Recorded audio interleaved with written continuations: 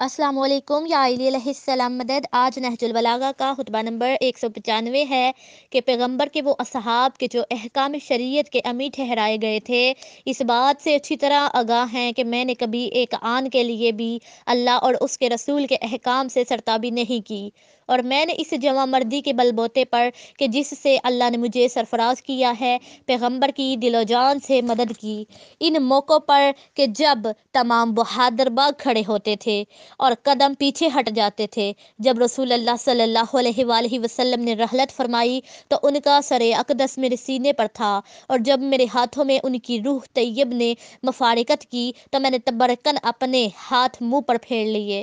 میں نے آپ کے غسل کا فریضہ انجام دیا اس عالم میں کہ ملائکہ میرا ہاتھ بٹا رہے تھے۔ آپ کی رحلت سے گر اور اس کے اطراف و جوانب نالہ و فریاد سے گونج رہے تھے۔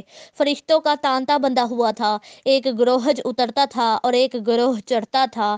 وہ حضرت پر نماز پڑھتے تھے اور ان کی دھیمی آوازیں برابر میرے کانوں میں آ رہی تھیں، یہاں تک کہ ہم نے انہیں قبر میں چھپا دیا، تو اب ان کی زندگی میں اور موت کے بعد مجھ سے زائد کون ان کا حقدار ہو سکتا ہے؟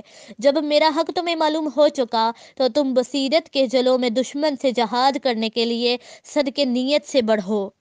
اس ذات کی قسم کہ جس کے علاوہ کوئی معبود نہیں، بلا شبہ میں زیادہ حق پر ہوں، اور وہ اہل شام باطل کی ایسی گھاٹی پر ہیں کہ جہاں سے پھسلے کے پھسلے۔ میں جو کہہ رہا ہوں وہ تم سن رہے ہو۔ میں اپنے اور تمہارے لیے اللہ سے امرزش کا طلبگار ہوں۔